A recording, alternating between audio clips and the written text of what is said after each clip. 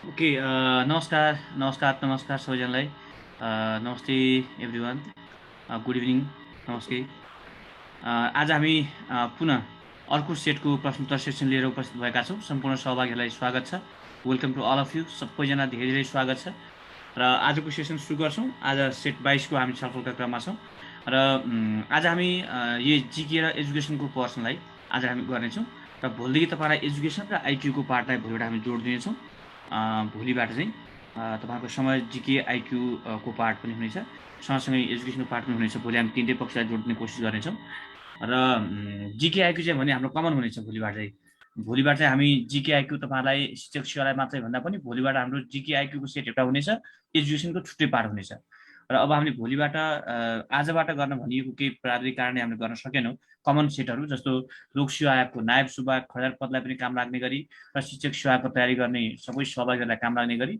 छुट्टै सेटहरूको निर्माण हुनेछ र त्यो सेटहरू चाहिँ भोलिबाट भने हामी क्रमशः तपाईँहरूलाई सबैजना प्र्याक्टिस र ओभरअल फेरि छलफलका लागि हामी चाहिँ त्यो सेटहरू निर्माण हुनेछन् भने भोलिबाट शिक्षक सेवा आयोगको लागि भने शिक्षासँग सम्बन्धित छुट्टै फिडब्याक क्लास सेसनको व्यवस्था हुनेछ यसरी भोलिबाट हामी क्लास अगाडि बढ्नेछौँ आजलाई भने कम्प्लिट तपाईँहरूको यो जिके र एजुकेसनसँग सम्बन्धित प्रश्नहरू छलफलको लागि आज पुनः हाम्रा रिसोर्स पर्सन सरहरू आइसक्नु भएको छ आदरणीय दत्तात्रेय दाहाल सर पनि आइसक्नु भएको छ म सरलाई पहिला अनुरोध गर्छु आजको सेसन अगाडि बढाइदिन र त्यसपछि अर्को सेसनलाई अगाडि बढाउनेछु श्रीमान नमस्कार हजुर नमस्कार सर हस् प्लिज अब हजुरलाई दुःख दिए अगाडि बढाइदिनु पर्यो हजुर हस् थ्याङ्क यू सर हस् हजुर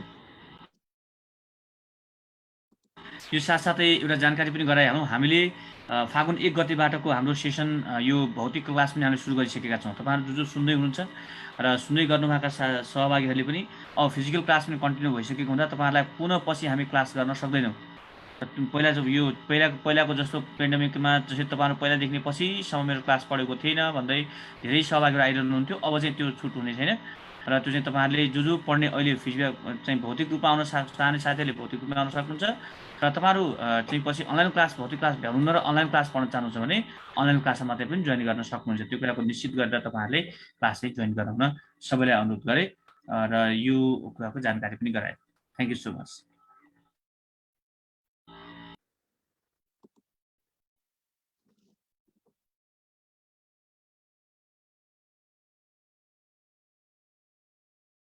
सबै साथीहरूमा नमस्कार अब आजको हामी नियमित कार्यक्रममा प्रवेश गरौँ किनभने राति भइसकेको छ अरू पनि तपाईँहरूको सेड्युल होला पहिलो प्रश्न ल्याटिन शब्द एडुसियरको शाब्दिक अर्थ कुन हो भनेर सोधेको छ यसमा इटेमोलोजिकल मिनिङ सोधिएको छ मुनापुरीजी तपाईँलाई धन्यवाद विवेकजी हजुरले सच्याउनु पर्ने भयो सरोजीलाई धन्यवाद सूर्यजी सुशान्तजी सन्तोष जुम शर्मिला तपाईँहरूलाई धन्यवाद सुनिताजीलाई पनि भूपेन्द्रजीलाई राजजी सोफियाजी सच्याउनु पर्ने भयो मेनुकाजी दिलबहादुरजी यो सेडेप नेपाल चाहिँ नलेख्नुहोस् तपाईँको नाम छैन यो त चोरी हो नि यार अर्काको नाम प्रयोग गर्नुहुन्छ तपाईँले सेडेप नेपाल लेख्नु भनेको त तपाईँको नाम हेर्नुहोस् त साथी तपाईँ पानी खाँदै हुनुहुन्छ सायद तपाईँले आफ्नो नाम चाहिँ लेख्नुहोस् न है श्यामजीहरूलाई धन्यवाद मेखजी तपाईँले सच्याउनुहोस् सिर्जनाजीले पनि सच्याउनुहोस् गोरेजीलाई धन्यवाद पर्मिलाजीलाई पनि धन्यवाद पवित्राजीलाई धन्यवाद ओमजीलाई पनि धन्यवाद दुर्गाजी कपिलजी पुष्करजी श्यामजी देविकाजी तपाईँलाई पनि धन्यवाद त्यसपछि कविताजीलाई पनि धन्यवाद निर्मलाजीलाई पनि धन्यवाद एमबी साईलाई इन्द्रजी हेमराजजी सङ्गीताजी नवराजजी तपाईँहरू सबैलाई एकदमै धन्यवाद राम्रो गर्नुभएको छ यसको सही जवाफ हो यो बी यसको बारेमा मैले के भनिरहनु परेन है अब त्यसपछि प्रश्न नम्बर 2 मा जाउँ तलका मध्ये कुनलाई शिक्षाको व्यापक अर्थ मानिँदैन यहाँ दिएका मध्ये कुन चाहिँ शिक्षाको व्यापक अर्थ होइन भनेको छ यसमा सुशान्तजी तपाईँ धन्यवाद लाल बाबुजीलाई धन्यवाद आशा गुरुङ मुनाजी इन्दिरा ढकालजी तपाईँलाई पनि धन्यवाद हेमराज शाही, नवराज रोकायाजी, गीता श्रेष्ठजी, लक्ष्मी थापाजी तपाईहरुलाई धन्यवाद। मन्जु थापाजीलाई पनि धन्यवाद। गणेशजी, विजय लक्ष्मी यादवजी, सोना कुमारीजीलाई पनि धन्यवाद। पवित्राजी तपाईहरुलाई धन्यवाद। हंसजीलाई पनि धन्यवाद। चन्द्रजी, सुनामजी, सन्तोषजी। ल अब के बुझ्यो भने यहाँसम्म आउँदाखेरि अलमोस्ट साथीहरूले यो गर्नुभयो। यो एकदमै खुसी लाग्यो। यसमा अन्त सोचिरहनु परेन। संकुचित अर्थमा विद्यालय शिक्षालाई लिने गरिन्छ। त्यही भएर यसको बारेमा अरु भनिरहनु पर्ने स्थिति आयो। तपाईहरुलाई धन्यवाद है। यो बुझेर पढ्दाको फाइदा हो। नत्र गाह्रै हो। अर्को छ जस्तो यही प्रश्न नम्बर 2 सजिलो क्वेशन होइन। तपाईहरुले अलिकति बुझेर पढ्नु भएको भएर मात्रै यो तपाईहरुलाई सजिलो देखिएको। यो क्वेशन निकै माथिल्लो स्तरको क्वेशन हो। मिलाउनु भयो। मलाई चाहिँ खुसी लाग्यो। व्यक्तिगत रूपमा खुसी लाग्यो। समावेशी शिक्षाको वकालत कुन समयमा व्यापक रूपमा गर्यो? इन्क्लुजन एडुकेसन, इन्क्लुसिभ एडुकेसनको कुरा। यो प्रश्न नम्बर 3।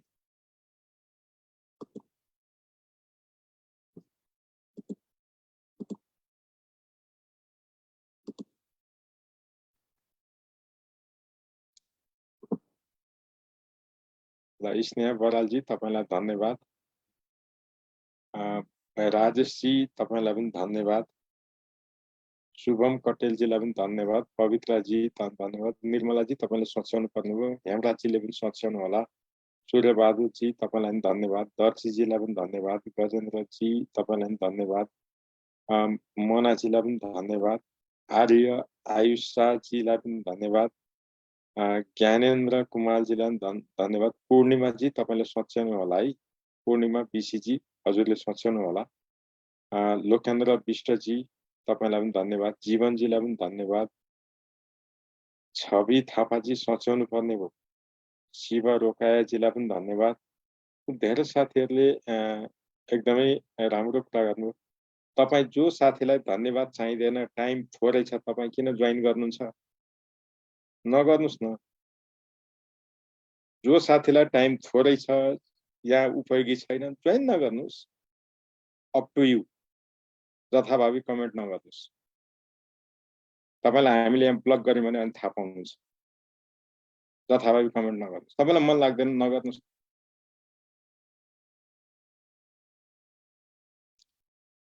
अर्चनाजी हजुरले सोच्नु पर्यो।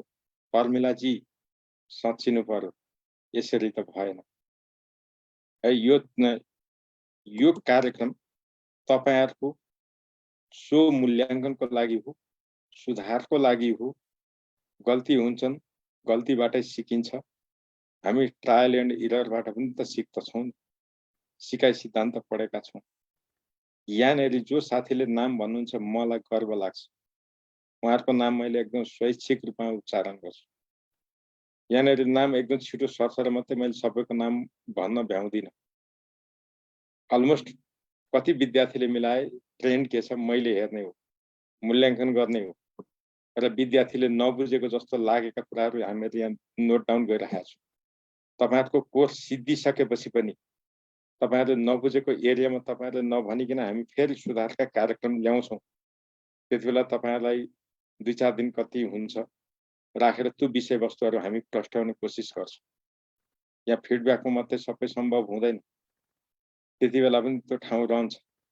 एक्जाम भन्दा अगाडिसम्म हामी सुधार्ने ठाउँ रहन्छ। एक्जाम दिइसकेपछि हाम्रो बाटो फुत्किन्छ। कुरा त्यति हो। त्यही भएर एक्जाम भन्दा अगाडिसम्म विद्यार्थीहरूले कसो गर्दैछन् त्यो हेर्ने हाम्रो दायित्वै हो। हामी हेर्दैछौँ। ल अब यहाँनेरि आउँदाखेरि सन् 2000 को दशक तपाईहरुले जुन चिन्ह लाउनु भएको छ मलाई खुसी लाग्यो। यो इन्क्लुसिभ एजुकेसनको धारणा यति बेला आएको हो। अब त्यसपछि अर्को छ नयाँ मूल्य मान्यताको विकास गर्ने शिक्षाको व्यक्तिगत उद्देश्य कुन दर्शनमा आधारित छ? प्रश्न हेर्नुस्।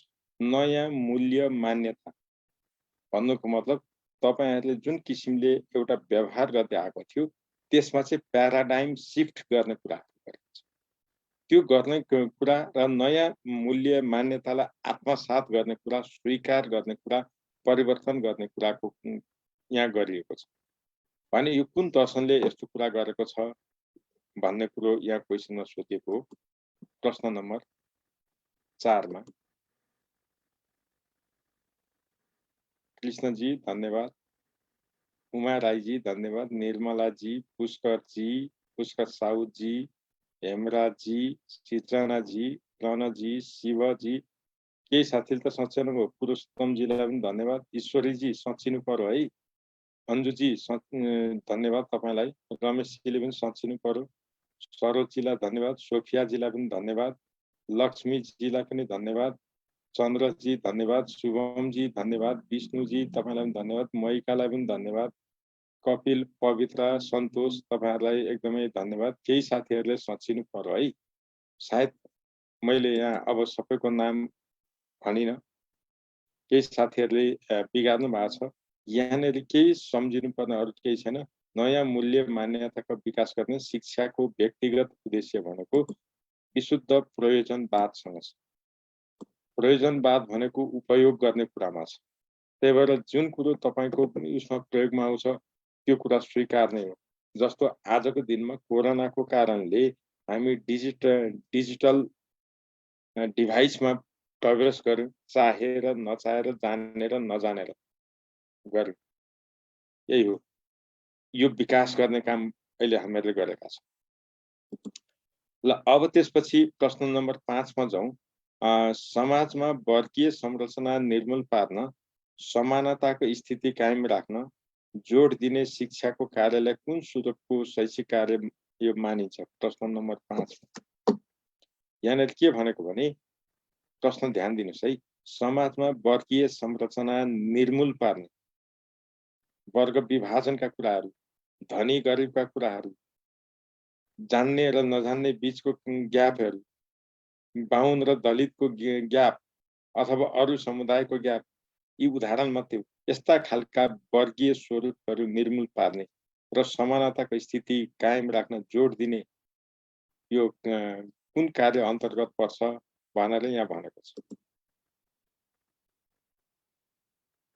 हरिजी, कपिलजी, लक्ष्मी, सन्तोष, मोहन, जोगेन्द्र, सरोज, स्वस्तिका,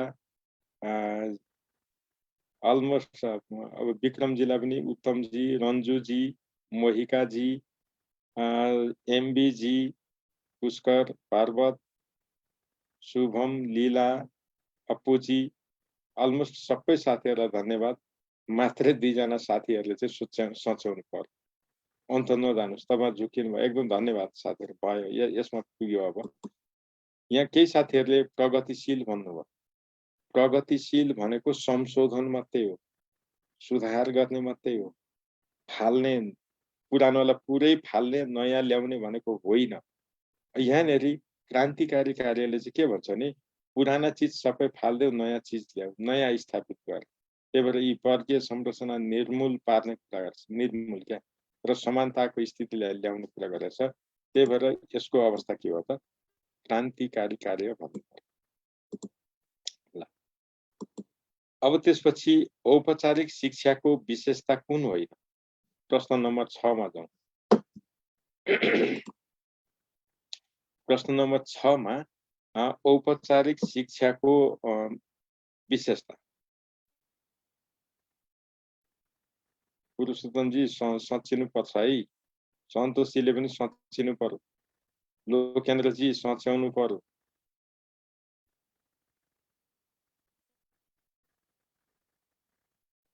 धेरै साथीहरू सचिनु पर्यो। र तारा पाण्डेजी, कमलाजी तपाईहरुलाई धन्यवाद। सोफियाजीलाई पनि धन्यवाद। निताजीलाई पनि धन्यवाद। ज्ञानेन्द्रजीलाई पनि धन्यवाद। रामचन्द्रजीलाई, आङबेजीलाई पनि धन्यवाद। कमलाजीलाई पनि धन्यवाद। लीलाजीलाई, विश्वराजजीलाई तपाईहरुलाई धन्यवाद। तर साथीहरूले यहाँनेरि झुकिनु पर्ने त केही पनि छैन। औपचारिक शिक्षाको विशेषता कुन होइन? औपचारिक शिक्षा जीवन पर्यन्त चलिरहन्छ त हुँदै होइन नि। यहाँ सोच्नु पर्ने कुरै छैन त। जीवन पर्यन्त भनेको लाइफ लङ हो। औपचारिक शिक्षा लाइफ लङ पढ्छौँ त? पढ्दैनौँ नि त। नपढ्ने भएपछि त्यसै विशेषता त होइन नि। केही साथीहरू झुकिनु भएको छ। बालकको उमेरसँग समानान्तर चल्छ भनेको के हो भने नि कक्षा 1 मा भर्ना हुनलाई 5 वर्ष उमेर पुरा भएको हुनुपर्ने, ECD मा भर्ना हुन 4 वर्ष उमेर पुरा भएको हुने, कक्षा 10 को SEE परीक्षा दिनलाई त्यो वर्षको चैत मसान्तसम्ममा 14 वर्ष उमेर पुरा भएको हुनुपर्ने। यस्ता कुराहरू तोकिएको छ। एकातिर उमेर छ र पढ्नुपर्ने कक्षा पनि तोकिएको छ। त्यसलाई समानान्तर रूपमा चल्दछ भनेको हो त्यो ठिक। अरू त झुकिएको होइन। त्यही भएर यो जीवन पर्यन्त र उमेरको समानान्तरसँग तपाईँ झुकिनु भयो त्यसो नगर्नुहोस्। जीवन पर्यन्त भनेको आजीवन चलिराख्ने। तर जहिलेसम्म तपाईँ जीवित हुनुहुन्छ तहिलेसम्म सिकाइ चलिने रहेछ। अर्को छ पाठ्यक्रम कार्यान्वयन योजना 2038 ले विद्यालय शिक्षाको संरचना कुनलाई स्वीकार गरेको थियो भनेर यहाँ भन्छ प्रश्न नम्बर हाम्रो 7 मा।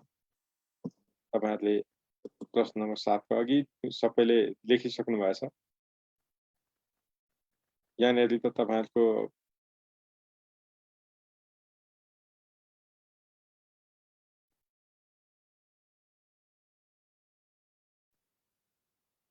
कमलाजीले त 100% भन्नुभएको छ। नारायण बहादुरजी सोचिनु पर्यो यार, तपाई पर्मिलाजीले पनि सोच्याउनु होला। इन्द्र सिंहजी तपाई पनि सोचिनु होला। तपाईहरुले किन त्यसो गर्नुभयो? र अरु सबै साथीहरुलाई धन्यवाद। यसको बारेमा मैले केही भनिन। यसको सही जवाफ हो ख। यसको बारेमा मैले केही भन्नु पर्दैन। तपाईहरुले गर्नुभयो। तर केही साथीहरु केमा जानुभयो भने 5 3 2 मा जानुभयो के घर। यो होइन। 38 को कुरा गरे।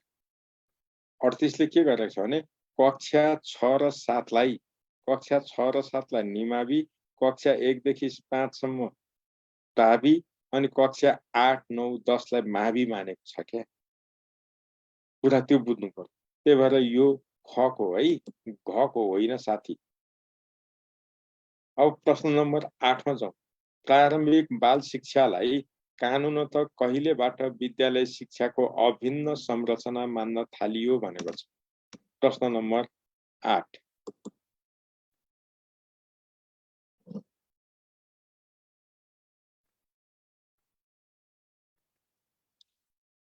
हेमराजी तपाईलाई धन्यवाद। अब मोहिकाजीलाई पनि धन्यवाद। स्वस्तिका लोकराजी सोचिनु पर्छ यार।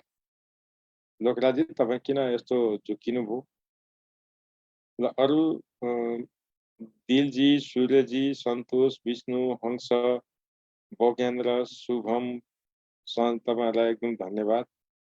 पारसी तपाईले सोच्याउनु पर्ने भयो। माया केसीजी तपाईलाई पनि धन्यवाद। स्वस्तिकाजी तपाईले के गर्नुभयो त्यस्तो? कृष्ण कुमारजी, पवित्राजी, सुमनजी धेरै साथीहरुलाई मैले अब धन्यवाद भने। यसमा हामीले कहीँ झुकिनु पर्ने छैन। यसलाई सिधा 2073 लगाइदिँदा हुन्छ। यसमा कहीँ झुकिनु पर्ने छैन। शिक्षा ऐनको जुन बेला संशोधन गरियो यो संशोधनले ल्याएको कुरा हो। त्यही भएर प्रश्न नम्बर 8 को ग। यसमा झुकिन ठाउँ छैन। मनोविज्ञानलाई चेतनाको विज्ञान भनी परिभाषित गर्ने को हुन् भनेर यहाँ भनिएको छ। प्रश्न नम्बर 9। धेरै साथीहरुको यो ग्राफ अगाडि बढ्यो। शुभमजी, जीवनजी, सरोजजी तपाईहरु सबैलाई धन्यवाद। यति छिटो चल्छ कि पवित्र लिम्बुजी तपाईलाई एकदम धन्यवाद। जस तपाईको सुधार हुँदै देखेको छु मैले। मेनुकाजीलाई पनि एकदम धन्यवाद। संगीता खड्काजी धन्यवाद। मायाजी, अर्चनाजी तपाई त किन यस्तो गर्नु? तपाई त राम्रै गर्ने मान्छे हो। यहाँ झुकिनु भयो अर्चनाजी। कृष्ण बहादुरजी तपाईलाई पनि धन्यवाद। प्रकाशजी, जोगेन्द्रजी, पुष्करजी तपाईहरुलाई धन्यवाद। प्रकाशजीलाई पनि धन्यवाद। पारस ओझाजी तपाईलाई पनि धन्यवाद। कपिल, आदर्श, उत्तम, सोफिया तपाईहरुलाई पनि धन्यवाद। दुर्गाजीलाई पनि धन्यवाद। यसमा एकदम खुसी लाग्छ। र तपाईहरु हेमराजी तपाईहरु सबैलाई धन्यवाद है। केही साथीहरुले सोच्याउनु पर्छ। यहाँ के भनेको छ भने सुरुमा आत्माको विज्ञान भन्दै भन्दै गइयो, चेतनाको विज्ञान भन्यो, मस्तिष्कको विज्ञान भन्यो। ती कुराहरूलाई आलोचना गर्दै गइयो र पछि व्यवहारको अध्ययन गर्ने विज्ञान भनेर भनियो। यी सबै पुरानो धारणा हो अथवा परम्परागत धारणाभित्र पर्दछ र यसो भन्ने मान्छे हुन् उन्डटले यस्तो कुरा गरेका थिए। त्यही भएर यहाँ हामीले कमा चिनो लगायौँ है साथी। यसमा अर्को झुकिनु पर्ने केही पनि कुरा छैन। त्यही भएर यसको व्याख्या पनि चाहिँदैन। मानव वृद्धि र विकासका सम्बन्धमा कुन भनाइ सही छैन? प्रश्न नम्बर 10 मा हेरौँ। प्रश्न नम्बर 10।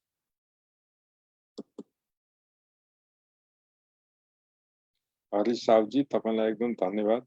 तुलसीजीलाई, सरोज कुमारलाई, जुमजीलाई, एकदम समितजीलाई पनि धन्यवाद। स्वस्तिका घलेजी सच्याउनु पो पर्ने भयो त तपाईले। सूर्यजीलाई पनि धन्यवाद। हेमराज शाहीजी तपाईलाई पनि धन्यवाद। दुर्गाजी, जीवन, विवेकजी के गर्नु भएको त्यस्तो सच्याउनुहोस्। तपाईँ त अगाडि बढ्नु, धेरै अगाडि बढ्नु है। पवित्राजी तपाईलाई नि एकदम धन्यवाद। अब यहाँनिर केही साथीहरूले अलिकति दायाँ बायाँ पनि हुनुभएको छ। हस्, तपाईहरु सबैलाई धन्यवाद। मानव वृद्धि र विकासको सम्बन्धमा कुन भनाइ सही छैन भन्छ। विकासको अवधि असीमित हुन्छ नै साथी। विकास भनेको जीवनभर चलिरहने प्रक्रिया हो। वृद्धि जन्मदेखि मृत्युसम्म चलिरहने प्रक्रिया होइन भनेको छ क्या यहाँ। हो भनेको हो र होइन नि। होइन भनेको त ठिक हो, निश्चित अवधिसम्म चल्छ हो नि त। त्यो कुरो यो ठिकै छ। अनि विकास जन्मजात प्रक्रिया हो त? विकास त जन्मजात प्रक्रिया होइन। यो त पछि गएर आर्जन गर्ने हो। हेर्नुहोस् है, त्यही भएर वृद्धिको अवधि असीमित हुँदैन भनेको छ यहाँ। फेरि हामीहरूले भाषामा झुकेका छौँ क्या साथी हो। वृद्धिको अवधि असीमित हुँदैन, सीमित नै हुन्छ। असीमित हुँदैन भनेको त सीमित हो नि। यहाँ भाषा के भयो भने अन्तिममा नेगेटिभ भाषा आउने बित्तिकै तपाईहरु झुकेको छ के। धेरैले ख र घ मा चिनो लाउने। कारण के यसमा पनि होइन भनेको छ, नेगेटिभ छ। यहाँ पनि हुँदैन भनेको छ, नेगेटिभ छ। त्यस्तो होइन। कुरो बुझ्नुस् त। वृद्धि भनेको निश्चित अवधिसम्म मात्रै चल्छ। जन्मदेखि मृत्युसम्म त विकास हो नि। अनि वृद्धिको अवधि सीमित हुन्छ नि। सामान्यतया किशोरावस्थासम्म वृद्धि हो नि त। जब किशोरहरूको स्केलेटन बोन को वृद्धि रोकिन्छ, त्यसपछि सामान्यतया मानवको वृद्धि पनि रोकिन्छ। सामान्यतया। त्यही भएर यहाँनिर विकास चाहिँ जन्मजात प्रक्रिया होइन। अब प्रश्न नम्बर 11। शिक्षाको राष्ट्रिय उद्देश्य निर्धारण गर्ने निकाय कुन? प्रश्न नम्बर 11 है। शिक्षाको राष्ट्रिय उद्देश्य निर्धारण गर्ने निकाय कुन? ल इन्द्र सिंह नगरीजी तपाईलाई एकदम धन्यवाद। मुना ढकालजीलाई पनि धन्यवाद। त्यसपछि यति छिटो आउँछ कि धेरै साथीहरूले यहाँ सच्याउनु पर्ने हुन्छ र धेरैले मिलाउनु पनि भएको छ अहिले पछिल्लो समय। लक्ष्मी सुवेदीजी तपाईलाई धन्यवाद। प्रिन्स साउथजी तपाईलाई पनि धन्यवाद। सूर्यजीलाई पनि धन्यवाद। आयुषाजीलाई पनि धन्यवाद। सन्तोषजी सच्याउनुहोस् है। खगेन्द्रजीले पनि सच्याउनुहोस्। नन्दजीले सच्याउनुहोस्। अर्जुनजीलाई धन्यवाद। माया केसी तपाईँ सच्याउनुहोस्। दिलबहादुर नेपाल एकदम धन्यवाद। विक्रमजी तपाईलाई धन्यवाद। अनिता राईलाई पनि धन्यवाद। राजेशजी सचिनु पर्यो है। सुषमाजी धन्यवाद। नवराजजी धन्यवाद। ओम प्रकाशजी, गीता श्रेष्ठ, कपिलजी तपाईलाई धन्यवाद। रमेशलाई पनि धन्यवाद। मेघजी तपाईलाई पनि धन्यवाद। कविता जी तपाईलाई पनि धन्यवाद। मैले यति भने। अब यसलाई यसरी हेरौँ। यहाँ के भनेको छ भने शिक्षाको राष्ट्रिय उद्देश्य निर्धारण गर्ने निकाय कुन हो? शिक्षा विज्ञान तथा प्रविधि मन्त्रालयमा हामीले नझुक्यौँ न। शिक्षा विज्ञान तथा प्रविधि मन्त्रालयले निकाल्दैन के। शिक्षाको राष्ट्रिय उद्देश्य निर्धारण गर्ने भनेको जहाँ नेपाल सरकार हुन्छ त्यहाँ चिनो लाउनुपर्छ। यस्तो के छ, सरकारले निर्धारण गर्छ। त्यही भएर यसमा शिक्षा विज्ञान तथा प्रविधि मन्त्रालय भन्यो भने गलत हुन्छ। अब यसैमा हामीहरूलाई अर्को हेरौँ। बालबालिकाको चाहना आवश्यकता तथा समस्याहरू कुनमा समेटिन्छ? यहाँ दिएका मध्ये प्रश्न नम्बर 12।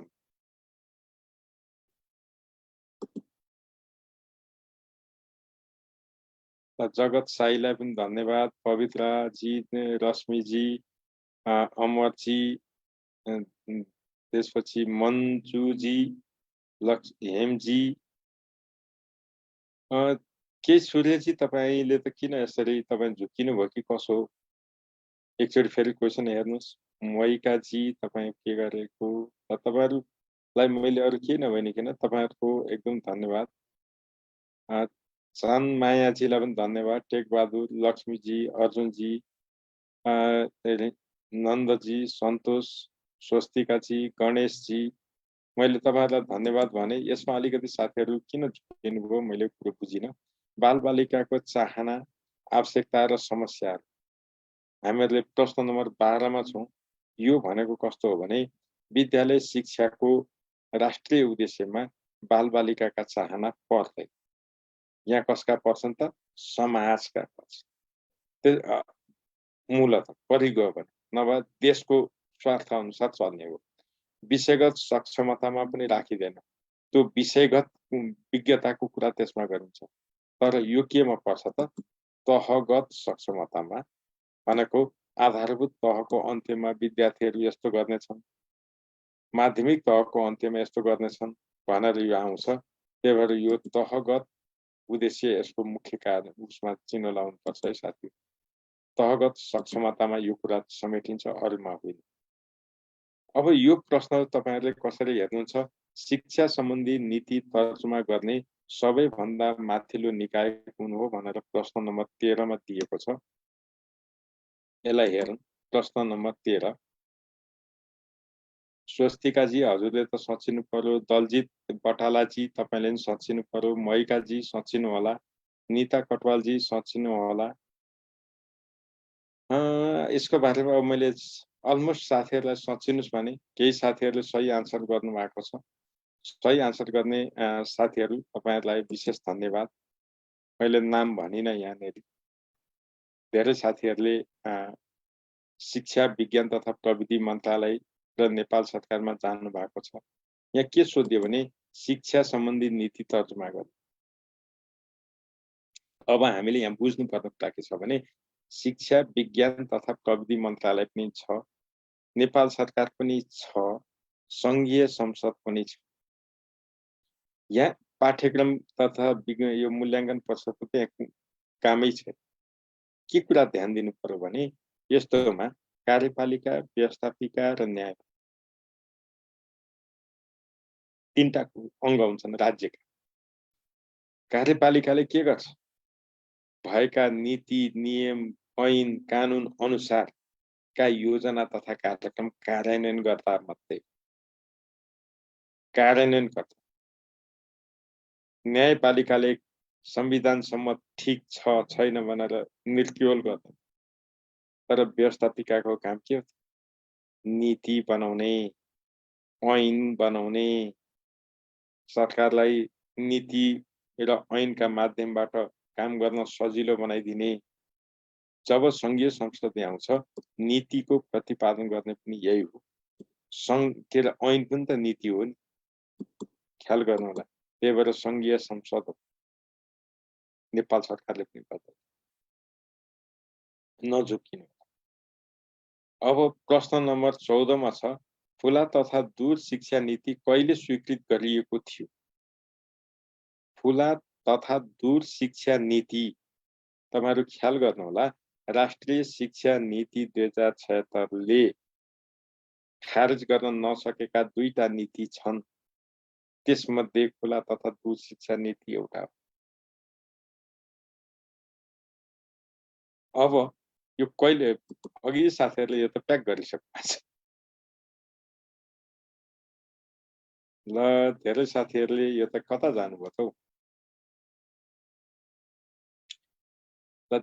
सुमन अधिकारी जी तपाईलाई धन्यवाद। लक्ष्मी जी, शुभम जी तपाईहरुलाई धन्यवाद। सिर्जना जीलाई पनि धन्यवाद। यति छिटो छिटो आउँछ कि मैले त मना के थियो मुनाजी तपाईँलाई पनि धन्यवाद, लक्ष्मीजी धन्यवाद, त्यसपछि ओम प्रकाशजी तपाईँलाई पनि धन्यवाद, रमेशजीले त सच्याउनै परिहाल्यो, अनिसाजीलाई पनि धन्यवाद, सरोजजी तपाईँलाई, रामजी तपाईँहरूलाई धन्यवाद, प्रिन्सलाई पनि धन्यवाद, मधुसूदनजी तपाईँलाई पनि धन्यवाद है, ह्याङसजी हो क्या, कपिल दर्जीजी तपाईँले त सचिनु पर्यो यार, तपाईँले त राम्रै गर्नुहुन्थ्यो त हिजो, चमेलीजीलाई पनि धन्यवाद, हेमराजीलाई धन्यवाद। ल धेरै साथीहरूलाई धन्यवाद र केही साथीहरूले आफूले सचिनु पर्ने भयो। यसको अरु यसमा त के गर्ने र, तपाईहरुले के गर्नु भने 63 7 24 मा चिनो लाउनु हो, कसैले 63 9 24 मा चिनो लाउनु, यी दुवै होइन, 63 9 20 है। अब प्रश्न नम्बर 15 मा जाउँ। अब यो त तपाईहरुले पक्कै बिगार्नुहुन्न। प्रश्न नम्बर 15 मा जाँदाखेरि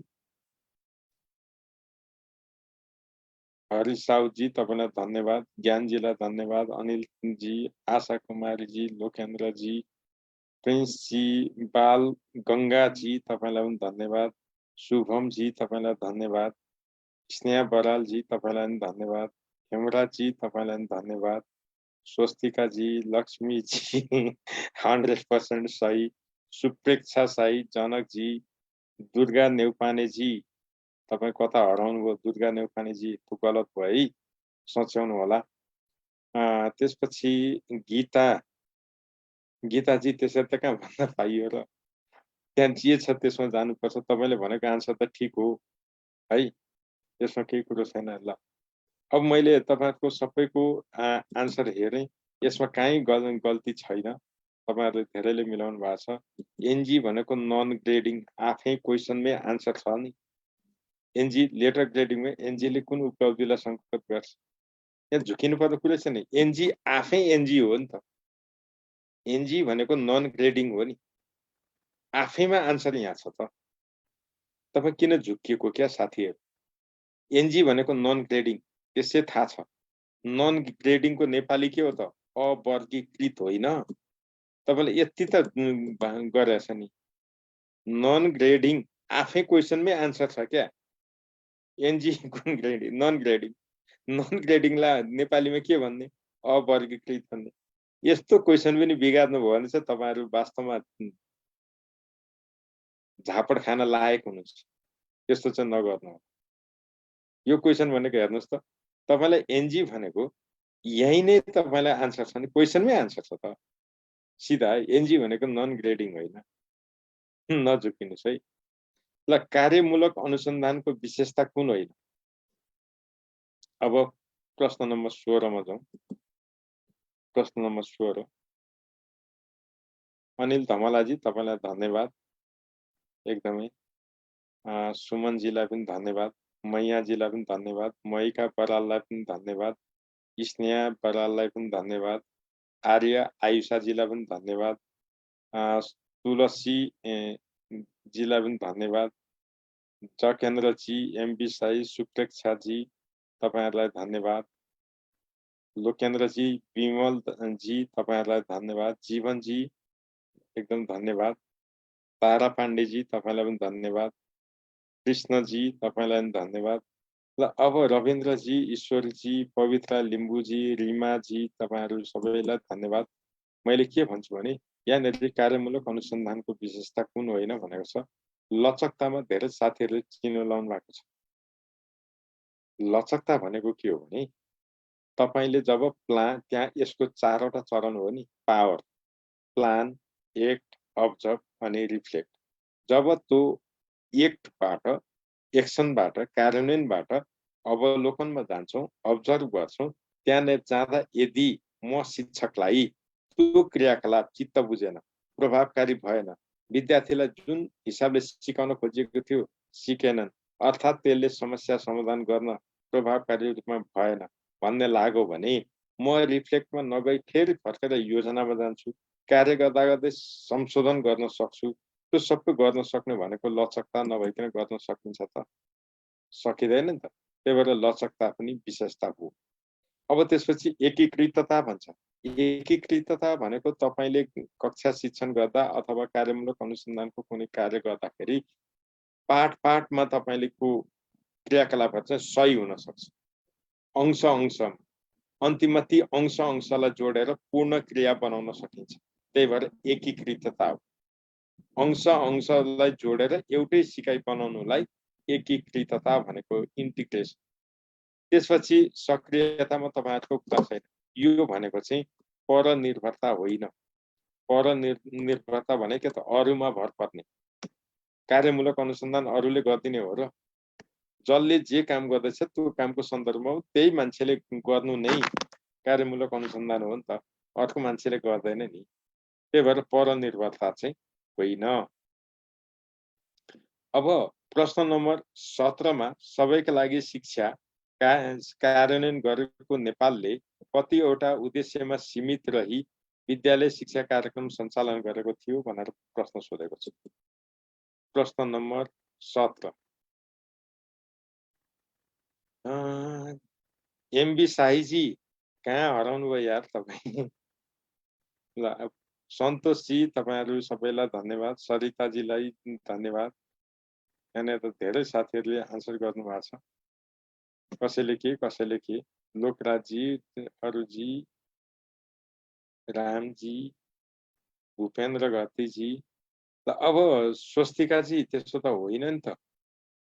है मैले तपाईहरु मध्ये केही साथीहरूले बिगार्नु भएको छ। अलमोस्ट साथीहरूले मिलाउनु भएको छ। एकदम धन्यवाद। यहाँ के हो भने नि 6 वटा उद्देश्य भनेको विश्वका सबै देशलाई अनिवार्य हो 6 वटा चाहिँ। अनि एउटा चाहिँ आफ्नो देशबाट थप्न पाइने गरेको। यदि त हामीलाई थाहा छ। त्यसमा त झुकिएको होइन। यहाँ तपाईलाई के सोधेछ हेर्नुस् त। नेपालले कतिवटा उद्देश्यमा रही काम गरेको थियो? नेपालले एउटा थप हो। 7 वटा भयो। त्यही भएर 7 वटामा काम गरेर भन्नुपर्छ क्या। क्वेशन त के छ र यहाँनिर कस्मेटिक क्वेशन त छ नि। अरु के भनेको छैन। 6 वटा उद्देश्य भनेको त युनिभर्सल हो। सबै देशहरूले 6 वटा उद्देश्यमा काम गरे। तर नेपालले त एउटा थपेको छ मातृभाषामा शिक्षा दिने भन्ने। त्यो गर्दा त 7 वटा भयो। त्यही भएर 7 वटा उद्देश्यमा काम गरेको होइन त नेपालले। सिकाइ वातावरण तथा कक्षा व्यवस्थापन सम्बन्धी शिक्षकलाई ज्ञान हुनै पर्ने अवधारणा कुन सक्षमताले समेटेको छ? प्रश्न नम्बर 18। प्रश्न नम्बर 18।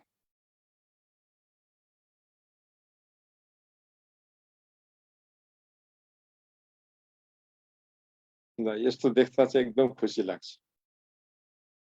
अहिले चाहिँ एकदम सबै साथीहरूलाई एकदमै भित्रैदेखि धन्यवाद है। एकदमै धन्यवाद। सजिलो क्वेशन होइन। पढेपछि मात्रै सजिलो हुँदो रहेछ। पढेपछि मात्रै सजिलो हुँदो रहेछन्। यी सामान्यतया एकदमै मध्यम स्तरका क्वेशनहरू हुन्। धेरै सजिला पनि होइन, धेरै अप्ठ्यारा पनि होइन। जाँचमा यस्तै क्वेशन सोध्छ। तपाईहरुले अहिलेकै जसरी मिलाउनु त कायदा हुन्छ। धेरै गाह्रो क्वेशन पनि सोध्दैन नि। सोध्ने त त्यस्तै हो। पढेपछि मात्रै यो गर्न सकिन्छ, नपढेकोले मिलाउन सकिँदैन नि। ल अब त्यसपछि स्तरीकृत परीक्षा कुन कक्षामा लिइँदैन? स्तरीकृत भनेको स्ट्यान्डर्डाइज्ड टेस्ट।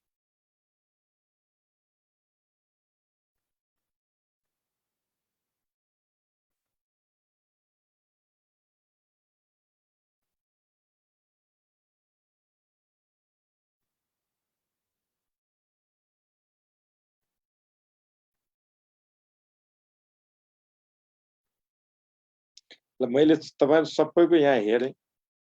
एकदम तपाईहरुलाई धन्यवाद। यस्तो देख्न पाऊँ खुसी लाग्छ। अलमोस्ट साथीहरूले मिलाउनु भयो। बुझेर पढ्नु भएको रहेछ। एकदमै खुसी लाग्यो। यसको सही जवाफ हो ग। तपाईहरु सबै साथीहरूले बुझेर पढ्नु भएको छ। बुझेर पढेपछि यसरी मिलाउन सकिन्छ, नत्र सकिँदैन। अब अन्तिममा जाउँ। विद्यार्थी मूल्याङ्कन गर्दा आवश्यक पर्ने सूचनाको सङ्कलन कुन चरणमा गरिन्छ? प्रश्न नम्बर 20। ल प्रश्न नम्बर 20 मा हेरौँ त।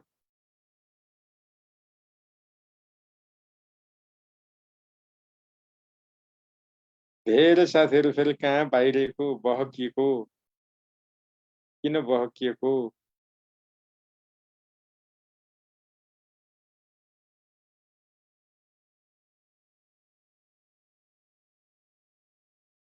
धेरै साथीहरू दायाँ बायाँ मोड्नुभयो, लिक छोड्नुभयो।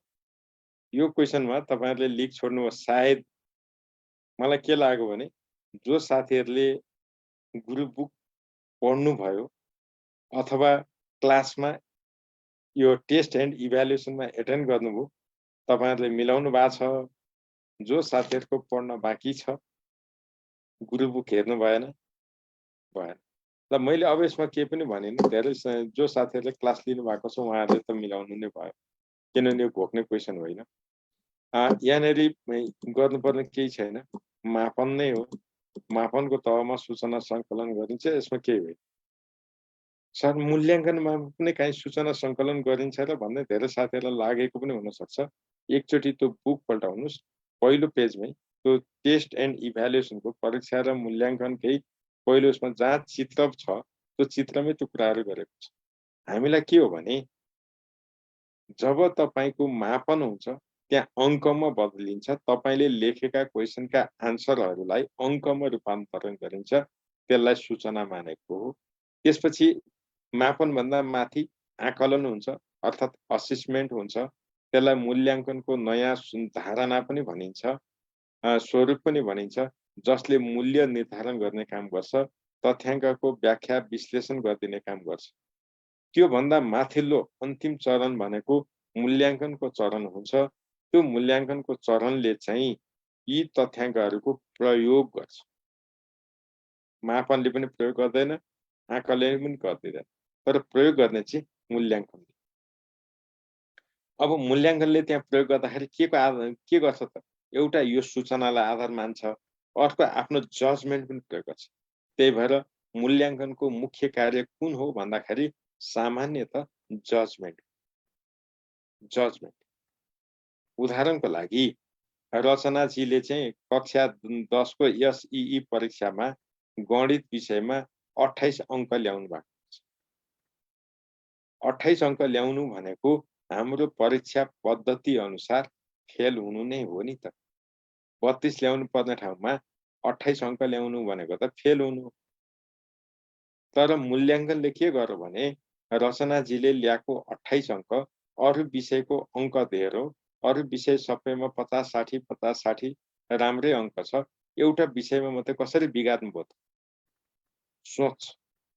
सायद परीक्षामा बिरामी हुनुभयो कि, क्वेसन नबुझेर पो त्यस्तो भएको हो कि, अथवा परीक्षामा अरू कुनै डिस्टर्बेन्सहरू पो थियो कि। यतिको विद्यार्थीले अर्को कक्षामा कक्षा 11 मा पढ्न सक्छ भन्ने त्यो मूल्याङ्कनकर्तालाई लाग्यो भने के गरिदिन्छ? ल 5 नम्बरसम्म ग्रेस दिने, एउटा विषयमा कुनै विद्यार्थीले 5 अङ्क नपुगेर फेल हुने स्थिति छ भने 5 अङ्क ग्रेस दिने र सबै विद्यार्थीलाई कक्षा चढाउने भनेर जुन निर्णय गरिन्छ त्यो मूल्याङ्कन, त्यो नै जजमेन्ट। हाम्रो विगतको एसएलसी परीक्षालाई हेर्नुहोस्, 5 नम्बरसम्म त ग्रेस दिने गरेकै थियो। त्यही हो। त्यही भएर मापनले के गर्दछ? तथ्याङ्क सङ्कलन गर्यो। आकलन भनेको असेसमेन्ट हो, त्यसले व्याख्या विश्लेषण गर्ने काम गर्यो र ती तथ्याङ्कको प्रयोग चाहिँ मूल्याङ्कनले गर्छ। मूल्याङ्कन है, नझुक्किनु होला। एकचोटि ग्रुप बुक पनि पल्टाएर हेर्नु होला, यो कुरो तपाईँहरूले पाउनुहुन्छ। नबुझे त फेरि हामी क्लासमा छँदैछौँ, तर यहाँ धेरै साथीले मिलाउनु भएको छ, उहाँहरूले त क्लासमा पढेरै हो, त्यसमा मलाई शङ्का छैन। त्यो बुझेर पढेपछि त्यति हुन्छ है। ल अब यति कुरा गरिसकेपछि हामीले यो शिक्षाको कुरा गर्यौँ। जीवनजी परीक्षा त त्यसो त कसरी भनियो र? परीक्षा त भनेको छैन। परीक्षाले त के गर्यो भने सुन्नुहोस् न, परीक्षामा त के भयो भने तपाईँले आन्सर लेख्नु भयो क्या। तपाईँलाई सोधे मानिनु वातावरण भन्नाले के बुझिन्छ, वातावरणको महत्त्व के भनिन्छ, त्यो लेख्नु भयो नि तपाईँले। त्यो लेख्नुभयो, त्यो आफैमा सूचना होइन। त्यसलाई जब अङ्कमा रूपान्तरण गरिन्छ त्यसलाई चाहिँ यहाँ सूचना माने र त्यो सङ्कलन गर्ने काम मापनले गर्यो अनि मापनबाट चाहिँ त्यो सूचनाहरू के अरे आकलनमा जान्छ र आकलनले चाहिँ ती सूचनाहरू व्याख्या विश्लेषण गरेर मूल्याङ्कनमा पठाउँछ र मूल्याङ्कनले चाहिँ तिनको प्रयोग गर्छ, तिनको आधारमा निर्णय गर्छ। निर्णय लिँदाखेरि ती सूचनाहरूलाई आधार मान्दछ है। हुन्छ मानमतीजी, छुटेको त अब के गर्ने, कुनै क्लासमा फेरि हामी जोडिहाल्छौँ, त्यही भएर यसमा मैले भन्नुपर्ने केही पनि छैन। ल अब सबै साथीहरूलाई एकदमै धन्यवाद, तपाईँहरूले राम्रोसँग पढ्नु भएछ। क्वेसनहरू आजको क्वेसनहरू भनेको अलमोस्ट शिक्षक सेवा आयोगको स्ट्यान्डर्डका क्वेसन्सहरू हुन्। योभन्दा कहिलेकाहीँ हामीले यहाँ के गर्छौँ भने तपाईँहरूको ल्याकत जाँच्नलाई कहिलेकाहीँ अलिक माथिका क्वेसन राखिदिन्छौँ, त्योभन्दा तलको त हामी राख्दै राख्दैनौँ। कहिलेकाहीँ त्योभन्दा माथिको राख्छौँ। त्यो माथिको राख्दाखेरि पनि अहिलेसम्म हामीले हेर्दाखेरि लगभग 30% तपाईँहरू जतिजना हुनुहुन्छ 30% स्टुडेन्ट तपाईँहरूको एउटा लेभल मेन्टेन भएको छ, त्यसलाई नझार्नु होला। तर अरू बाँकी 70% स्टुडेन्टको चाहिँ तपाईँहरूको चाहिँ अलिक पुगेको छैन, तपाईँहरूले चाहिँ स्पिड अप गर्नु। अब तपाईँ जो पछाडि पर्नु भएको छ त्यो साथी र अगाडि हिँड्ने साथी एउटै रफ्तारमा हिँड्नु भयो भने तपाईँको भेट कहिल्यै हुँदैन। तपाईँ पछि पर्ने परेको परै हुन्छ, अगाडि बढ्ने बढेको बढै हुन्छ। त्यही भएर जो साथीहरू पछाडि पर्नु भएको छ, तपाईँ आफै मूल्याङ्कन गरिसक्नुभयो, तपाईँहरूले पढ्ने गति बढाउनु पर्यो। पढ्ने गति बढाउनुस् भन्नुको मतलब म त तपाईँहरूलाई 6 घण्टा भन्दा बढी पढ्नुस् भन्दिनँ। तपाईँले पढ्नुस् भनेको चाहिँ के हो भने तपाईँ अहिले जति 6 घण्टा पढ्दै हुनुहुन्छ, 6 घण्टा पढ्ने भनेको अब तपाईँको शरीर जहाँसुकै होस्, मन चाहिँ पढाइमा हुनु पर्यो। मेरो कुरा कतिको बुझ्नुभयो मलाई थाहा भएन, तर तपाईँको मन पनि पढाइमै हुनु पर्यो, बुकमै हुनु पर्यो, कन्टेन्टमा हुनु पर्यो, कोर्समा हुनु पर्यो। एकदमै भिजेर पढ्नु पर्यो, निथ्रुकै हुने गरी भिज्नु पर्यो। पढ्ने चाहिँ त्यही 6 घण्टा नै पढ्नुहोस्, त्योभन्दा बढी नपढ्नुहोस् है। मैले यति भनेको छु, किनभने तपाईँहरू पछि परिसक्नुभयो, पछि परि नै सक्नुभयो। अगाडि पुगेका मान्छेलाई भेट्नको लागि तपाईँको अहिले यहाँ पढ्दा हामी एउटै समूहमा पढेका छौँ, तर भरतजी र रचनाजी एक आपसमा शत्रु नै हुन्, परीक्षाको लागि शत्रु नै हुन्। यहाँ पढ्दा हामी साथी हौँ, पास भएपछि पनि हामी साथी हौँ, तर अहिले परीक्षाको प्रतिस्पर्धाको लागि हामी एकअर्काका शत्रु। त्यही भएर जसरी हुन्छ अरूको भन्दा जित्ने गरी पढ्नुपर्छ है। मैले त्यति भने। त्यसरी पढ्नको लागि तपाईँहरू सबैले शरीर जहाँसुकै पठाउनुहोस्, तर मन पढाइमा लगाएर पढ्नुहोस्। मैले भन्न खोजेको पढाइमा एटेन्सन गर्नुहोस्। हामीहरूले त सिकाइका सिद्धान्तहरू त्यत्रा पढेका छौँ, सिकाइका अवधारणा पढेका छौँ, पढाइमा त एटेन्सन रिटेन्सन यी कुराहरू त गरेका छौँ नि। एटेन्सन बिना पढाइ हुँदैन। थर्नडाइकले पनि भनेको छ, जबसम्म सिकारू सिक्नका लागि तत्पर हुँदैनन् त्यसपछि सिकाउनुको अर्थ छैन। अब मैले यहाँ तपाईँहरू तत्पर भएर आउनु भएको छ भन्ने बुझ्छु, तपाईँहरू तत्पर हुनुहुन्न भने त गाह्रो छ। यो त हामी बाल शिक्षाका केटाकेटी त होइनौँ, बुझेकै हौँ। ती बालबालिकाका बाबुआमा पनि भइसकेका छौँ हामी मध्ये। त्यही भएर यो हो है। अब मैले यति भनिसकेपछि तपाईँहरू सबै साथीहरू जो अगाडि हुनुहुन्छ तपाईँहरू नरोकिनुहोस्। यदि तपाईँहरू रोकिनु भयो भने खराएर कछुवाको दौड फेरि नबिर्सिनु होला। खराएर कछुवाको दौड नबिर्सिनु होला। मैले भन्न खोजेको के भने आज तपाईँहरूले राम्रो गरिरहनु भएको छ, ठिक छ। 2-4 वटा परीक्षा मैले यहाँ हेरिरहेको छु। तपाईँहरूको एक किसिमको लेभल छ, कहिले 35 मिल्यो होला, कहिले 40 मिल्यो होला, इन बिट्विन। त्यसलाई हामी राम्रै मान्छौँ यहाँनिरको प्र्याक्टिसमा। तर त्योभन्दा घटी चाहिँ आउन नदिनुहोस्। सकेसम्म 40 भन्दा माथि नै सधैँ जाने कोसिस गर्नुहोस्।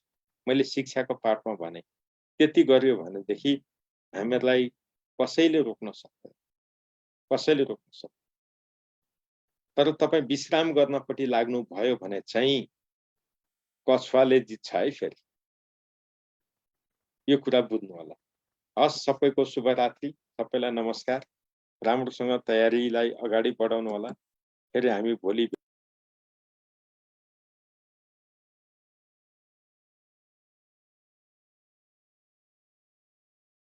ओके, थ्याङ्क यू गुरुवर, thank you so much गुरुदेवलाई।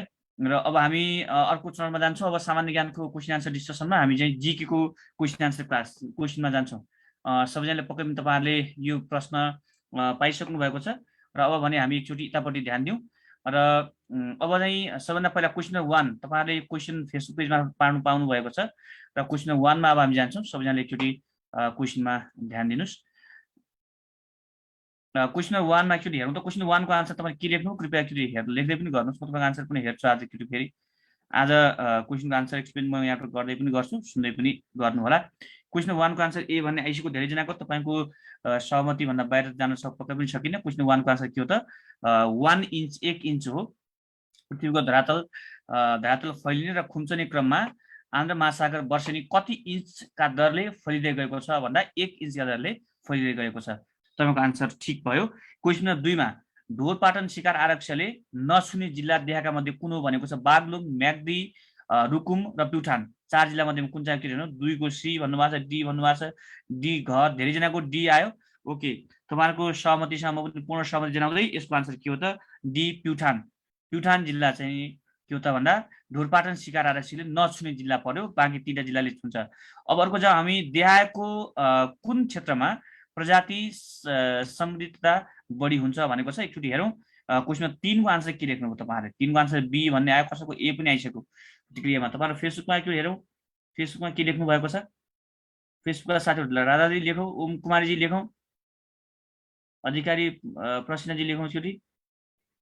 Okay, question 3 को आन्सर धेरैजनाको बी आयो। शीतोष्ण, उष्ण, शीत र टुन्ड्रा। क्वेसन 3 को आन्सर बी, उष्ण क्षेत्र। ओके, क्वेसन 4 मा जाउँ। थ्याङ्क यू, धेरैजनाको मिलाउनु भएको छ। 2-3 जनाले सच्याउनुहोस् है, 2-3 जनाले प्रश्नको उत्तर सच्याउनु पर्यो।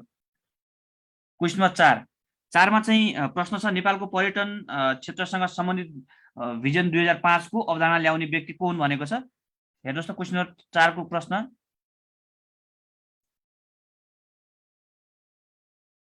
धेरैजनाको आन्सर चाहिँ ए, कसैको डी, यो मिक्स प्रतिक्रिया तपाईँहरूको चाहिँ। पर्यटन क्षेत्रसँग सम्बन्धित भिजन 2005 को अवधारणा ल्याउने व्यक्ति को हुन्?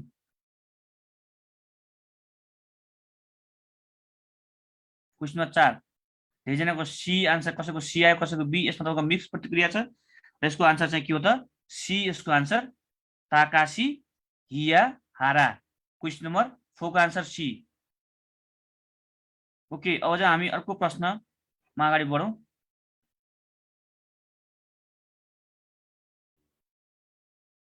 क्वेसन नम्बर अब हामी जान्छौँ 5 मा जाउँ। क्वेसन नम्बर 5 जोडा मिलाउने प्रश्न छ। 5 मा एकचोटि हेरौँ, जोडा मिलाउने भनेको छ। एकचोटि क्वेसन नम्बर 5 को आन्सर के लेख्नु तपाईँहरूले?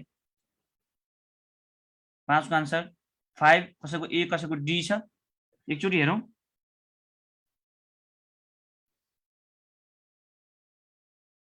क्वेसन नम्बर 5 को आन्सर जोडा मिलाउने प्रश्न के हेर्नुहोस्, सिकाली जात्रा।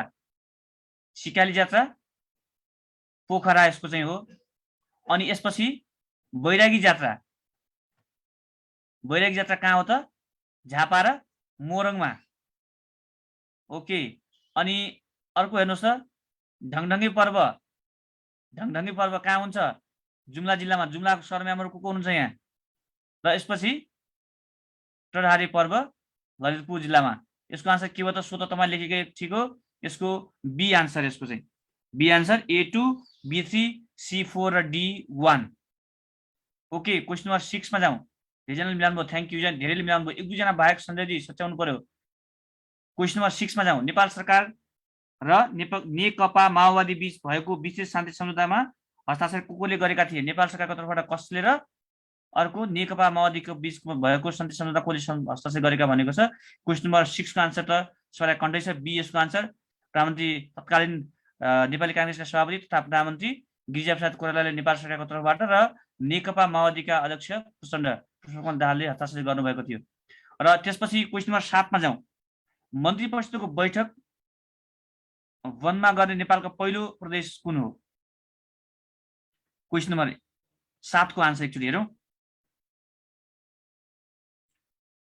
सी यसको आन्सर हो, मध्य प्रदेश। सी यसको आन्सर हो। धेरैले यसको आन्सर बिगार्नु भयो। क्वेसन नम्बर 7 को आन्सर धेरैले बिगार्नु भयो, सच्याउनु पर्यो। अब हामी जाउँ क्वेसन नम्बर 8। क्वेसन नम्बर 8 को उत्तर के हेरौँ। जोडा मिलाउने प्रश्न फेरि आएको छ। 8 मा के हेर्नुहोस् त, वीरगति प्राप्त गर्ने योद्धा र स्थान दिएको छ, सोही आधारमा जोडा मिलाउनुहोस् भनेको छ। यहाँ विभिन्न हाम्रा शहीदहरूको नाम दिएको छ र उहाँहरूले कुन स्थानमा र कुन बेला चाहिँ वीरगति प्राप्त गर्नुभएको छ, उहाँहरूको त्यो स्थानको नाम दिएको छ। एकचोटि क्वेसन 8 तर्फ एकचोटि हेरौँ। क्वेसन 8 को एकचोटि काजी तुलराम पाण्डे, कान्तिपुर नगरी, तत्कालीन कान्तिपुर नगरी, र जयकृष्ण कुँवर कहाँ? तिमाल। सरदार भक्ति थापा देउथलमा। तपाईँले त पढ्दाखेरि पनि तपाईँलाई याद छ, कन्ठै छ। काजी नयन सिंह थापा, अफकोर्स 2 नम्बरको अल्मोडा। भनेपछि यसको आन्सर के भयो त? ए यसको आन्सर हो। क्वेसनमा 8 को आन्सर ए। थ्याङ्क यू, धेरैले मिलाउनु भयो तपाईँहरूले। पक्कै यो स्कुलमा तपाईँहरू सोसियल स्टडिजमा पढाएको विषय पनि हुनसक्छ, धेरै सर म्यामहरूको मिलेको छ। Thank you so much. अब हामी जाउँ क्वेसन नम्बर 9 मा। क्वेसन नम्बर 9 अगाडि बढौँ। एकचोटि हेरौँ क्वेसन नम्बर 9 को उत्तर के लेख्नु हो तपाईँहरूले। यहाँ चाहिँ अब खप्तर राष्ट्रिय निकुञ्जका सम्बन्धमा निम्नमध्ये गलत कुन चाहिँ हो भनेको छ। गलत चाहिँ पत्लाउनु पर्यो। गलत कुन चाहिँ हो त हामीले पत्लाउनु पर्ने छ। क्वेसन नम्बर 9 को उत्तर एकचोटि हेरौँ।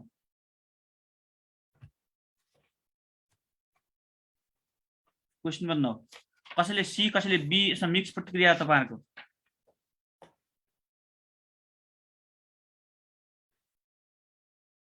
ओके, विक्रम 2042 सालमा 225 वर्ग किमी क्षेत्रफललाई समेटेर स्थापना गरिएको थियो राष्ट्रिय निकुञ्ज खप्तर राष्ट्रिय निकुञ्ज हो। यस, ठिक छ। 2042 सालमा भएको 225 वर्ग किमी क्षेत्रफलमा समेटेर पहिलो स्थापना गरिएको थियो सबभन्दा पहिला, यो ठिक छ। अछाम, बझाङ, डोटी र बाजुरा जिल्लाका अधिकांश क्षेत्रलाई समेटेर यो यसको स्थापना गरिएको, यो पनि ठिक हो। पक्कै पनि यो ठिक छ। अनि यसपछि यो कृष्ण सारको लागि प्रसिद्ध राष्ट्रिय निकुञ्ज भनेको यो चाहिँ के हो त? गलत हो।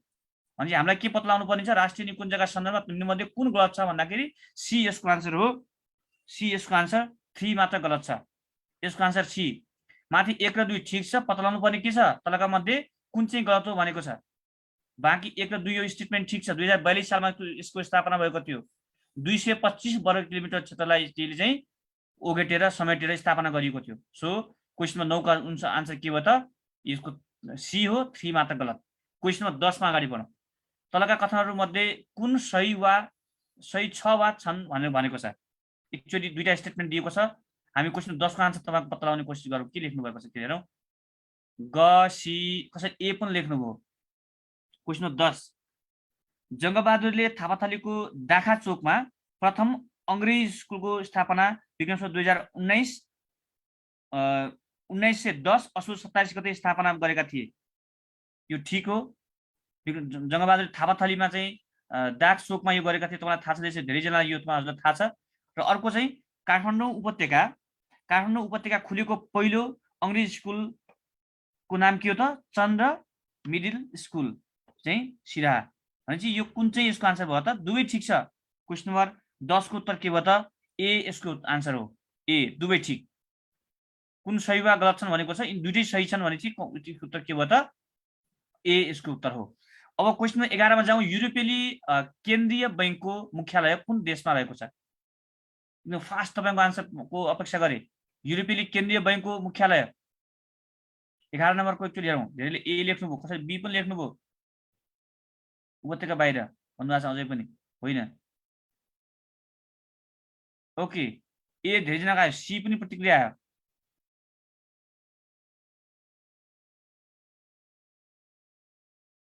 युरोपेली केन्द्रीय बैङ्कको मुख्यालय चाहिँ कुन देशमा छ? जर्मनी। ए छ। ए यसको आन्सर। क्वेसन नम्बर 10 को 11 को उत्तर चाहिँ के हो त? ए, युरोपेली केन्द्रीय बैङ्कको मुख्यालय जर्मनीमा छ। अब अर्को जाउँ क्वेसन नम्बर 12, अन्तर्राष्ट्रिय गुणस्तर प्रमाणपत्र पाउने नेपालको पहिलो सरकारी निकाय कुन हो? अन्तर्राष्ट्रिय गुणस्तर प्रमाणपत्र पाउने नेपालको पहिलो सरकारी निकाय। तपाईँको उत्तर कस्तो? धेरैजनाको डी आइराखेको छ। अप्सन छ नेपाल गुणस्तर तथा नापतोल विभाग, बी नेपाल अभिलेखालय तथा पुरातत्व विभाग, सी राष्ट्रिय निकुञ्ज तथा वनस्पति संरक्षण विभाग, डी राजधानी विभाग। अन्तर्राष्ट्रिय गुणस्तर प्रमाणपत्र पाउने पहिलो हाम्रो सरकारी निकाय। एकदमै ठिक, धेरैजनाले राम्रो लेख्नु भएको छ। यस, यसको आन्सर डी हो, राजधानी विभाग हो। राजधानी विभागले अन्तर्राष्ट्रिय गुणस्तर प्रमाणपत्र पाउने पहिलो सरकारी निकाय हो राजधानी विभाग। Okay, thank you. धेरैजनाको मिलाउनु भएको छ। एक दुईजना कसैले केहीले मिस्टेक लेख्नुभयो, ए तपाईँले लेख्नु भएको थियो, किन तपाईँले चाहिँ खासमा कुन कन्सेप्ट लेख्नुभयो भने यसको नामै के छ त भन्दा नेपाल गुणस्तर नापतोल विभाग छ भने पक्कै नै गुणस्तर पाएको होला भनेर सम्झिनु भयो होला। कार्यालयको नाम चाहिँ गुणस्तरीय चाहिँ नेपाल गुणस्तर हुने बित्तिकै ए हुँदैन नि त हजुर, काम पनि गुणस्तरको गर्नु पर्यो भन्ने हो। तपाईँले त्यही कारण ए लेख्नु भएको जस्तो लाग्यो मलाई। अनुमानको भरमा लाएर भएन, कन्टेन्ट एक्चुअली हेर्नु पनि पर्यो, पढ्नु पनि पर्यो। क्वेसन नम्बर 12 को उत्तर चाहिँ के भयो त? डी, राजधानी विभाग भयो। तपाईँले थाहा पाइहाल्नुभयो। क्वेसन नम्बर 13 मा जाउँ। क्षेत्रफलका आधारमा सबैभन्दा ठुलो महानगरपालिका कुन हो? फेसबुकमा एकचोटि हेरौँ, त्यहाँ साथीले के लेख्नु भएको छ। 1.5 के तपाईँहरू 1500 जना मान्छेले हेर्दै हुन्छ फेसबुक पेजमा, 1000 जनाले जुममा हेर्दै हुनुहुन्छ। तपाईँको उत्तर एकदम फास्ट पाउँ त। क्वेसन 13 मा के छ? क्षेत्रफलका आधारमा सबैभन्दा ठुलो महानगर कुन हो भनेको छ, महानगरपालिका। बी, धेरैजनाको आन्सर सी आयो। कसको? शैलेन्द्रजीको सी आयो। यसमा क्षेत्रफलका आधारमा सबैभन्दा ठुलो महानगरपालिका कुन हो भनेर भनेको छ। ए, काठमाडौँ महानगरपालिका, बी, लेखनाथ पोखरा हैन, र त्यसपछि सी, विराटनगर महानगरपालिका, डी, ललितपुर महानगरपालिका। थाहा पाउँ त हजुर? सी त सानो हो भन्नुभएको छ। यस, अनि अर्को कुन हो त? बी, 100% भनेर लेख्नु भएको छ धेरैजना साथीले।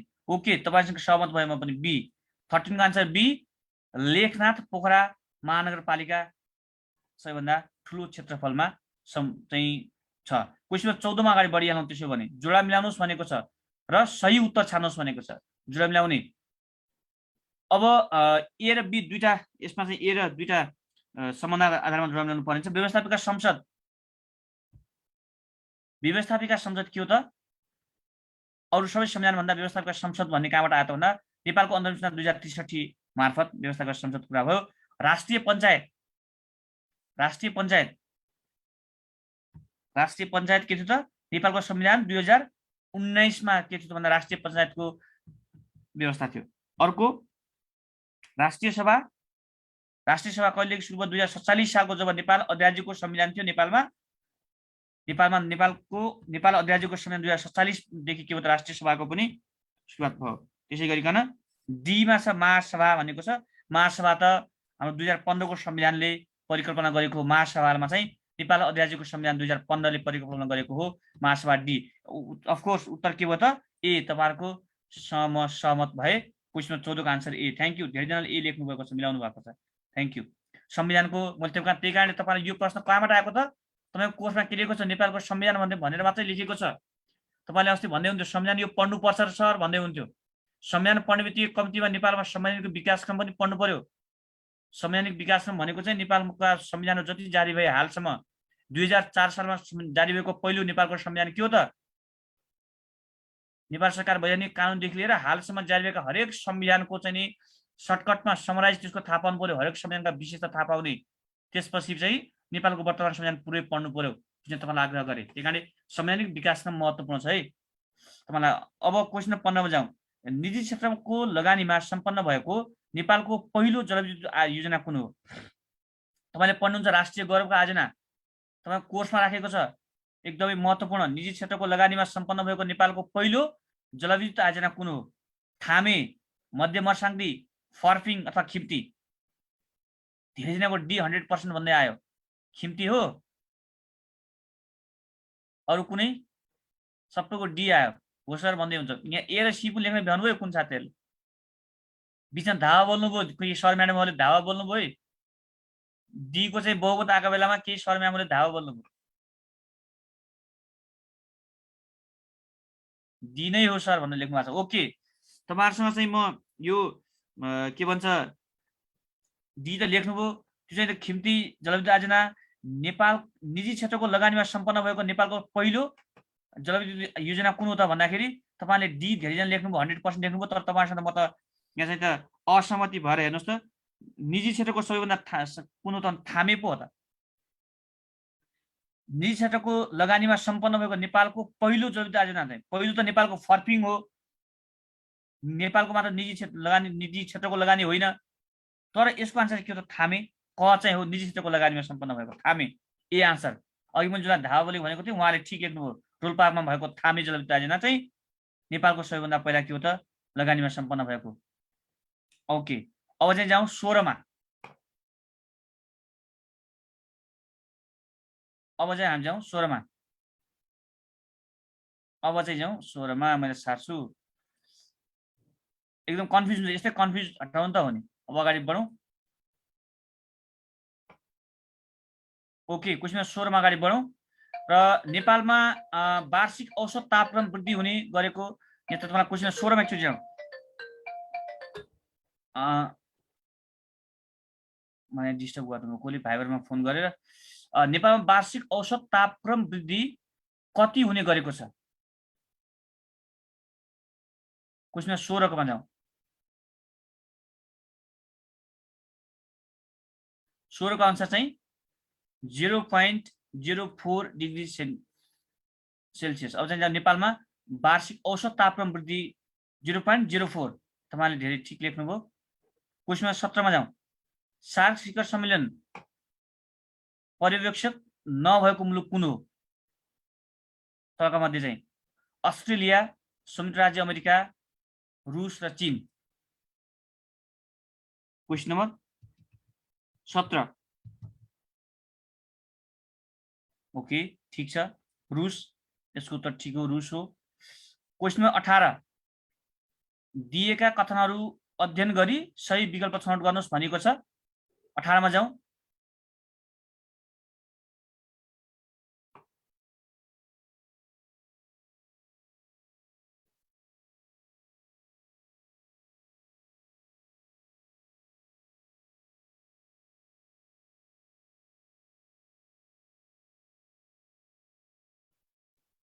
ओके, क्वेसन 18 को आन्सर चाहिँ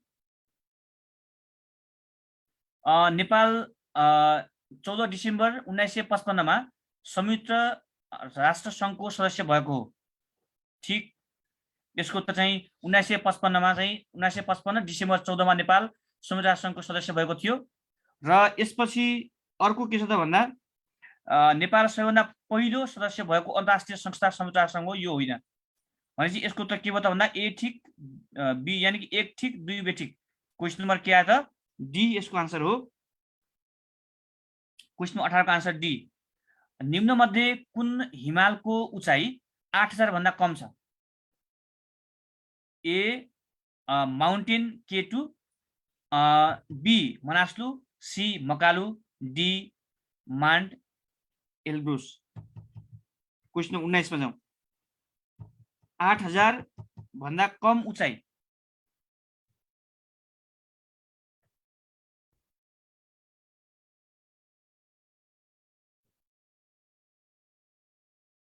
निम्न कुन हिमालको उचाइ 8000 भन्दा कम भनेको छ? कम।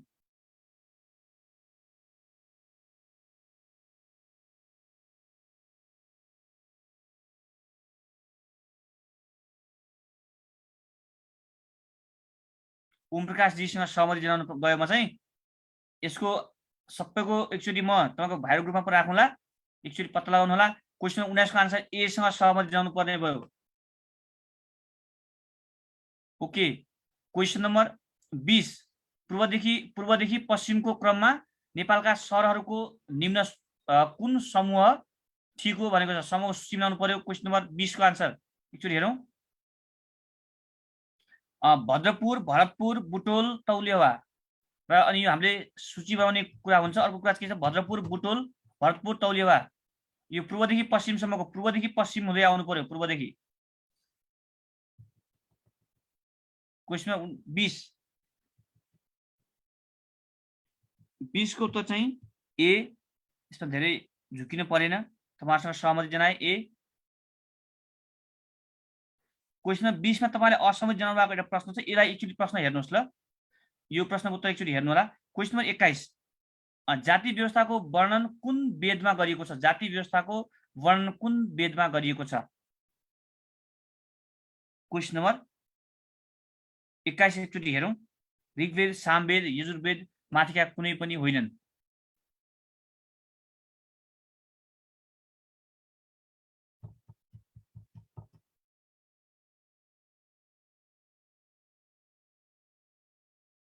धेरैजनाको सी आन्सर आइरहेको छ। जाति व्यवस्थाको वर्णन कुन वेदमा गरिएको छ? कुनै वेदमा जाति सम्बन्धी गरिएको छ? जाति सम्बन्धी ऋग्वेदमा छ? छैन। सामवेदमा पनि छैन, यजुर्वेदमा पनि छैन, माथिका कुनै पनि होइन। कुनै पनि वेदमा जाति सम्बन्धी व्यवस्थाको वर्णन गरिएको छैन। ओके, अब चाहिँ हामी जाउँ क्वेसन नम्बर 22 मा अगाडि बढौँ। अर्को चाहिँ जलविद्युत आयोजनाको बारेमा पनि कन्फ्युजन, दुईटा क्वेसन। एउटा तपाईहरुले question number 20 sorry question number 19 को एउटा र जलविद्युत आयोजना सम्बन्धी एकचोटिलाई हेर्नु होला है त। ल हेर्नु होला, क्वेसन नम्बर 22 मा अगाडि बढौँ। क्वेसन नम्बर ओके, दुईटा प्रश्न छ, दुईटा प्रश्न एकचोटि हेर्नु होला। दुईटा प्रश्नमा डाउट तपाईहरुले जुन व्यक्त गर्नुभएको छ। क्वेसन नम्बर 22 मा अगाडि बढौँ तत्काललाई। र नेपाललाई कहिलेसम्म शून्य भोकमरी, जिरो हङ्गर मुलुक बनाउने योजना छ? क्वेसन नम्बर 22 मा अगाडि बढौँ। सन् 2025 मा चाहिँ 2025 सम्म, सन् 2025 सम्म सी तपाईहरुले आन्सर लेख्नु भएको छ। सन् 2025 सम्म नेपाललाई शून्य भोकमरी मुलुक बनाउने योजना छ। र क्वेसन नम्बर 23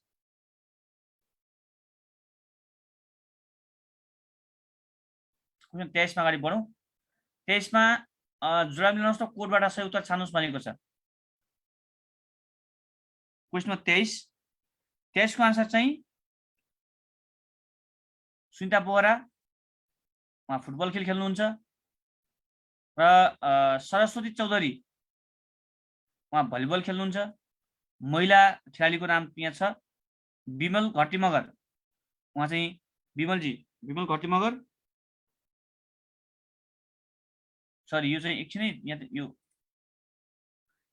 क्वेसन नम्बर 23 मा एकछिनै क्वेसन नम्बर 23 मा जाउँ। सुनिता बोहरा जुडो, यो आन्सर मिस्टेक भइरहेछ। क्वेसन नम्बर 23 मा जाउँ।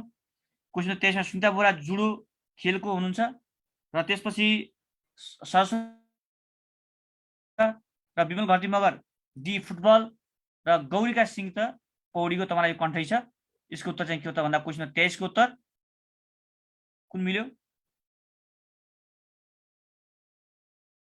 यसको उत्तर मिल्यो डी। ओके, क्वेसन 23 को उत्तर डी यसको उत्तर हो। क्वेसन 24 मा अगाडि बढौं।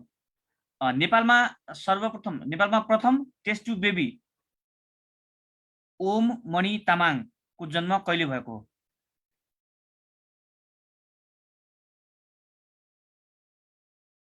ओके, 24 को आन्सर चाहिँ के हो त? बी यसको आन्सर हो। बी 2061 फागुन 20। Okay, thank you. अब हामी अर्को प्रश्नको उत्तरमा लागौँ, अगाडि हेरौँ। क्वेसन 25 मा जाउँ अब हामी।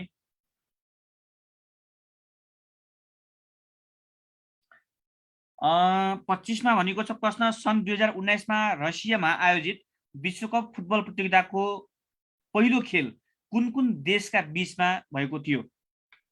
यसको अप्सनमा चारवटा अप्सन छ। Russia Iran, Russia Saudi Arabia, Spain Saudi Arabia, Portugal Russia.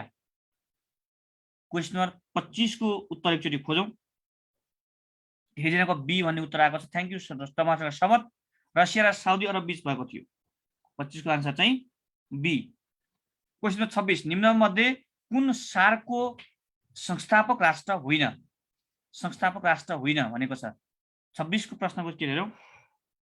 Of course Afghanistan सार्कको चाहिँ नि संस्थापक राष्ट्र होइन, पछि थप गरेको 2000 हो। र 27 मा अगाडि बढौँ। आसियनको स्थापना कहिले भएको थियो भनेको छ। आसियनको स्थापना अन्तर्राष्ट्रिय संस्था तपाईले पढ्नुपर्छ। आसियनको स्थापना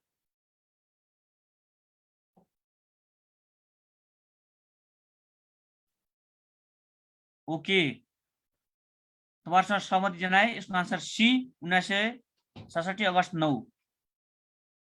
thank you. Okay, question number 28, Kyoto protocol केसँग सम्बन्धित छ भनेको छ। 28 को आन्सर चाहिँ क्वेसन 28 यो तपाईले सबैलाई कन्ठै छ, वातावरण सम्बन्धी हो, यो तपाईले सबैलाई कन्ठै छ, यो त बिगार्दै बिगार्नु हुनु तपाईले, मलाई थाहा छ कसरी बिगार्नु भएको छैन ल। क्वेसन 29 कुन राणा प्रधानमन्त्रीको पालादेखि नेपालमा जनगणना लिने कार्यको थालनी भएको थियो? पुरै छैन, कन्ठै छ तपाईलाई, चन्द्र शमशेरको पालादेखि। र क्वेसन नम्बर 30 नेपालको कुन जिल्लामा जैविक विविधता सूचना केन्द्र स्थापना गरिएको छ? जैविक विविधता सूचना केन्द्र स्थापना भएको छ, गरिएको छ नेपालको कुन जिल्लामा? चितवन, पर्सा, बर्दिया, बाँके? एकदम कन्ठै छ, तपाईँ पक्कै चितवनमै हुनुहुन्छ होला, धेरैजना चितवन भनेर पुरै मिलाइसक्नु। नेपालको चितवन जिल्लामा चाहिँ जैविक विविधता सूचना केन्द्रको स्थापना गरिएको छ। क्वेसन 30 को उत्तर के हो त? ए, यसको आन्सर चितवनमा हो। अब आजलाई हामीलाई यति गर्छौँ र अरू शिक्षाको सम्बन्ध तपाईँले पाइसक्नु भएको छ। तपाईँहरूको कन्फ्युजन भएको दुई तीनवटा टपिक जुन विषय तपाईँको थियो अघि हामीले भन्यौँ, यो एउटा चाहिँ हिमालको उचाइ एकचोटि सर्च गरेर एकचोटि सर्च गर्नु होला, तपाईँलाई यो जिम्मा तपाईँलाई नै छोडे। अर्को चाहिँ भनेको निजी क्षेत्रको लगानीमा सम्पन्न भएको चार्टैको एकचोटि सर्च गर्नु होला। यति हो तपाईँको आज क्लियर हुन्छ। यो दुईटा होमवर्क तपाईँको लागि, क्वेसन 15 र क्वेसन 19 को जिम्मेवारी तपाईँलाई सुम्पिँदै आजको सेसन यो दुईटाको आन्सर पत्ता लगाउने तपाईँहरूले जिम्मा, तपाईँहरूको जिम्मा आजको लागि दुईटा होमवर्क तपाईँहरूलाई, क्वेसन नम्बर 15 र क्वेसन नम्बर 19 को दुईटा प्रश्न पत्ता लगाउने जिम्मा तपाईँहरूको। Okay, thank you so much सबैलाई, धेरै धेरै धेरै धन्यवाद, थ्याङ्क यू भेरी मच। तपाईँको एकदम राम्रो गजबको यो पार्टिसिपेन्ट जुन तपाईँको उपस्थित रह्यो, सबैलाई धेरै धेरै मुरी मुरी धन्यवाद छ। र अर्को कुरा तपाईँको धेरै सुधार पनि भएको छ, एकदम खुसी लाग्यो मलाई कि धेरैजना एकदमै राम्रो सुधार गर्नुभएको छ, कि जुन तपाईँहरूले यो मेहनत गरिरहनु भएको छ, यो मेहनत पक्कै पनि तपाईँको नतिजामा बदलिनेछ भन्ने अपेक्षा गरेको छु। अब हाम्रो जुन यो प्रयास हो, तपाईँहरू दूर दराजमा बाहिर बाहिर हुनुहुन्छ होला र यो चाहिँ नि हाम्रो प्रयास हो, यो प्रयासले पक्कै पनि तपाईँलाई सहयोग हुनेछ। 30 वटा सेटसम्म जाने भनेको थिएँ, आज हामी 22औं सेटमा छौँ, अझै 8वटा सेटको प्रयत्न गर्छौँ र यो 8वटा सेटमा अझै पनि प्रयत्न गरौँ, धेरै मेहनत गर्ने प्रयत्न गरौँ, पक्कै पनि यसबाट हाम्रो पोजिटिभ रिजल्ट आउँछ भन्ने अपेक्षा गरेको छु।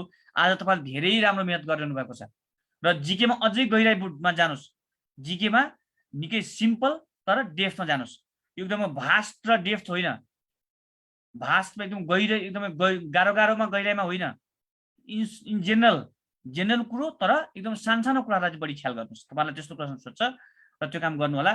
र यसरी आज चाहिँ अगाडि बढ्छौँ हामी र यसरी नै हामी तपाईँलाई 30 वटा सेटसम्म कन्टिन्यू गरौँ र यो कन्ट्रिब्युसन सबैका लागि यसरी जाउँ। र अब हामी आजको लागि हामी यति नै गर्छौँ र भोलि पुनः राति 8:30 बजे 8:15 बजेदेखि हाम्रो पोर्टल ओपन हुनेछ र 8:30 बजे हामी फिडब्याक क्लास स्टार्ट गर्नेछौँ। सबै सहभागीलाई धेरै धेरै धन्यवाद र तपाईँहरूको समय शुभ रहोस्, शुभरात्रि। र भोलि बिहान पुनः तपाईँको आफ्ना क्लासमा नियमित क्लासमा सहभागी हुनुहोला र यति नै अनुरोध गरेँ। र तपाईँहरू जो बाहिर हुनुहुन्छ, बाहिरका साथीले अनलाइनमा पढ्न सक्नुहुन्छ, जो काठमाडौँ हुनुहुन्छ उहाँले फिजिकल क्लास पढ्न सक्नुहुन्छ।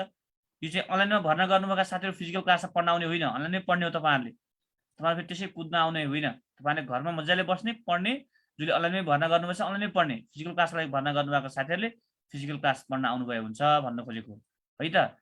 र बाँकी चाहिँ मेहनत गर्नुहोस्, धेरै मेहनत गर्नुहोस्। तपाईँले आजभन्दा हिजोभन्दा आज राम्रो भएको छ, आजभन्दा भोलि राम्रो हुँदैछ, धेरै मेहनत गरिदिनुहोस् सबैजनाले। मैले बारम्बार भनेको छु, यो पालाको शिक्षक सेवाको रिजल्ट मैले फ्रम सेडेप पूर्वदेखि पश्चिमसम्म पुरै तपाईँहरू फैलिनु भएको छ, झन्डै 5000 6000 को हाराहारीमा तपाईँहरू पढ्दै हुन्छ सेडेपमा।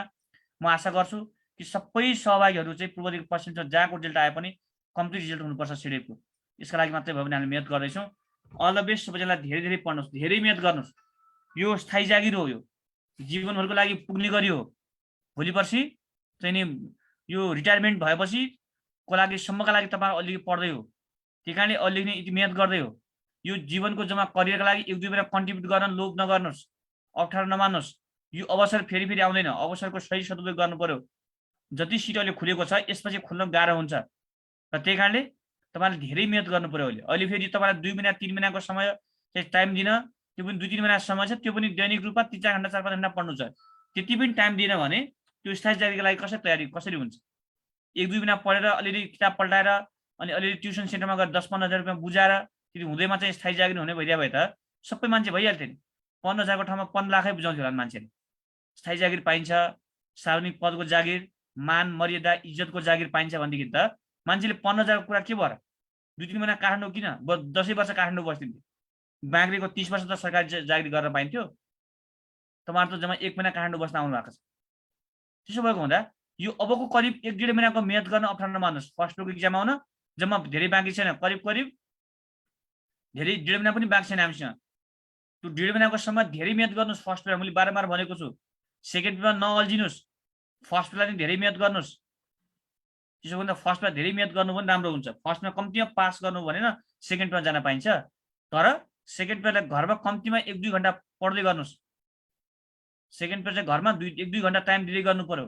यसरी सेकेन्ड पेपरको तपाईँको आफ्नो युनिभर्सिटीमा पढ्नु भएको विषय भएको हुँदा सेकेन्ड पेपर घरमा आफ्नो तपाईँले पढ्दै गर्नुहोस्। र यति गरेपछि हामीले राम्रो गर्छौँ। र तिवारी भूपराज तिवारी तपाईँ पढेर गरी खानुहुन्न, तपाईलाई धन्यवाद छ। भूपराज तिवारी सुत्नुभयो हुन्छ, घुरेर सुत्नुहोस् आरामले मजाले। बिचरा त्यहाँ घरमा मजाले सिरा कोलेर सुत्नु छोडेर कहाँ तपाईँ यहाँ यस्तो क्लास पढाएर तपाईँ पास हुन्छ? तपाईँलाई यस्तो क्लासले कामै लाग्दैन भूपराजी। मजाले सुत्नुहोस्, मजाले सुतेर घुरेर सुत्नुहोस्। पर खाना पठाइदिन्छौँ, खाजा पठाइदिउँला, सिरक पठाइदिउँला, घुरेर सुत्नुहोस् है त। धन्यवाद सबै साथीलाई, शुभरात्रि, गुड नाइट, धन्यवाद। जो अल्छी हुन्छन्, अल्छीका अनेक कुरा हुन्छ।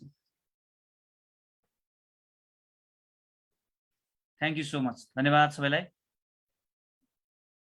यहाँ कस्तो चाहिँ तपाईँहरू कस्तो हुनु भएन भने केही मान्छेहरू यसरी चाहिँ उपस्थित हुन्छन् साथीहरू कि धान उमारिदिएर खेती गरिदिएर धान उमारिदिएर मिलमा लगेर कुट्दिएर चामल ल्याइदिएर ग्यास लगाइदिएर पकाइदिएर खाना खाएर अन्त खाना खाउँ त भने थालमा राखिदिएको खाना पनि खाने होइन कि आँगडेर भुँडीमा हालिदेऊ न मात्र भन्छन्।